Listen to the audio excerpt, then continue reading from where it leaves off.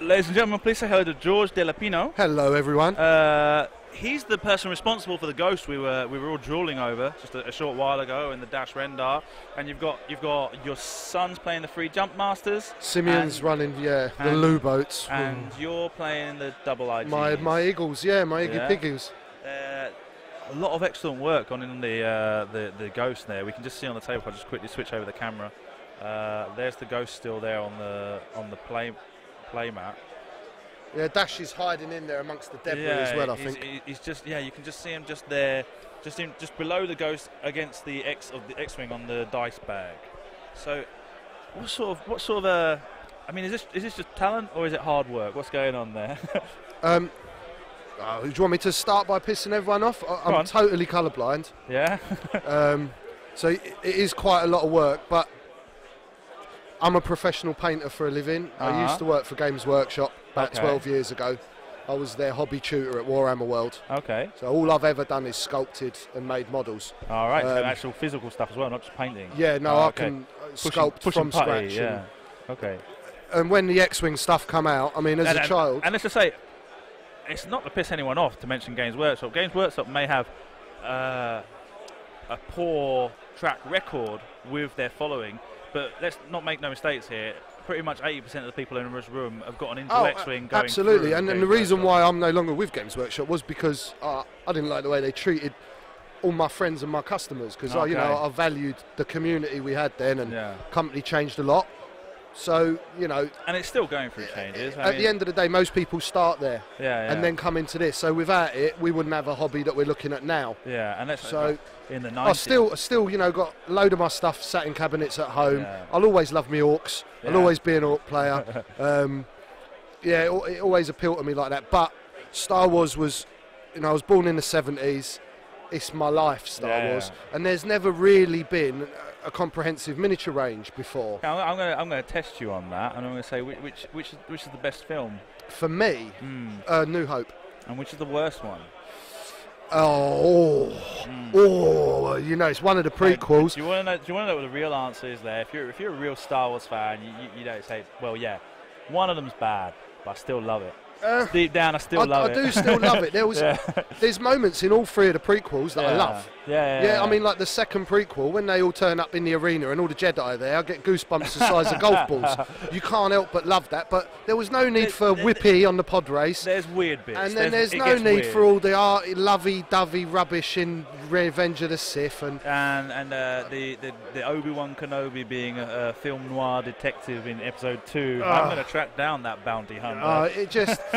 look, at the end of the day, I've heard Lucas defend it with the argument that a lot of people really slag it off, and the fact is we're all adults slagging it off, and we forget it was made for children. But that's because we love it so much. We do. We feel a bit let down, and totally. And also we have a lot of expectation. I mean, I've heard when Episode 1 was announced, everyone was up to here with hype. To be fair, when I was living in Holland then, and I remember sitting and watching it, and just being in heaven. Yeah, watching it, you had no problem. You came out completely happy. Oh man, I was totally in heaven. The door's opening, and then when he sticks the lightsaber in the door, it was wicked. I was like, and the music swells up, and we hadn't seen it for so long. And it was to see it brought back. And then it's only later, once you've had the chance to go back to it and revisit it. And it's things like Episode 7, where Starkiller Base, right? So if that thing's going to shoot, it's got to suck in a sun, right? So let's imagine, because we've got Tatooine, there's two suns there, so you're able to shoot it twice, yeah? Well, and then what? Because there's no engines on that planet. Where's it going to go? There's no more suns for it to suck up. You're absolutely right. So they only shoot twice, and they spent all that money building it. They didn't learn anything, those guys. No, you're absolutely right. And they've still got a weak spot in the exhaust port. Well, they covered it up. It was actually really close that they almost got away with that one.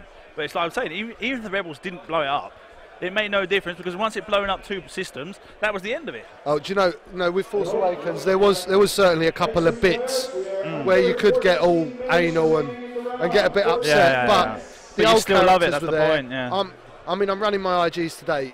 That's purely because the Rebels seem to be really underpowered at the moment, and I've had to switch to that. But I'm a rebel at heart, so Chewie is he's just my hero. Sorry, mate. 1 second.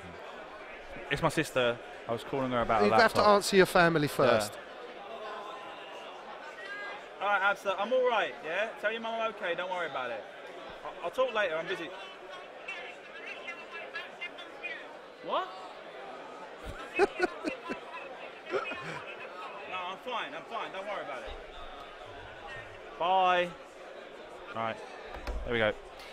So, yeah, we were talking about how... Yeah, well, I'm saying that the Rebels are my thing, so seeing those old characters back in it, you forgive them a multitude of sins. Yeah. I mean, not that I really want to publish this on open airwaves, but I've been to see it twice at the cinema. I got the DVD. Both the times I went to the cinema, I cried my little eyes out when Han died. I knew it was coming the second time. Spoilers. It still upset me. Oh yeah, Han's dead, everyone.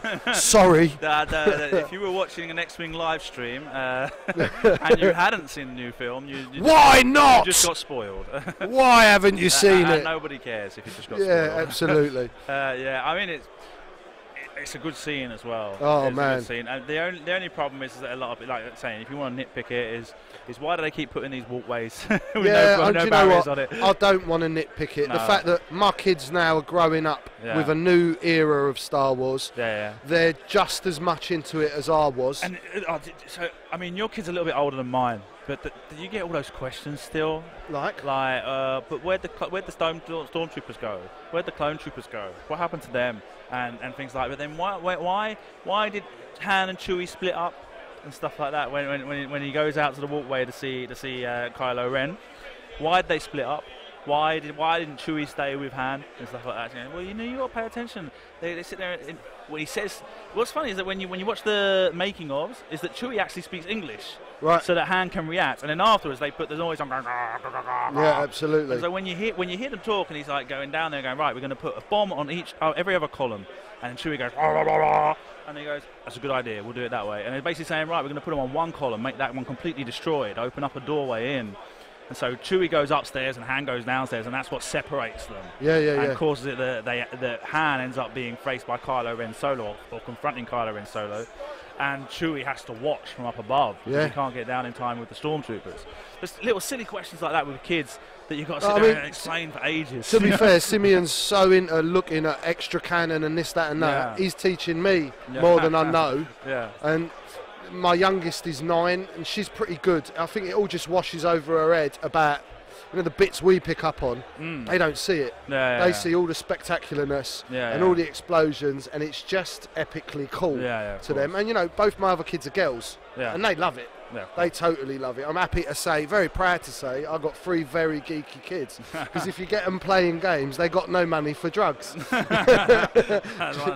It's absolutely true, though. Okay, well, I'm going to leave you there, let you get back to sorting your things out. Thank you very much for your time. Thank you very much for Weekend Warlords X-Wing team. That's our little group in Loughborough. Okay. It's one of the. Just a really good group of people. We have great tournaments, great fun. A quick plug for your local store? Yeah, it's Weekend Warlords, Loughborough.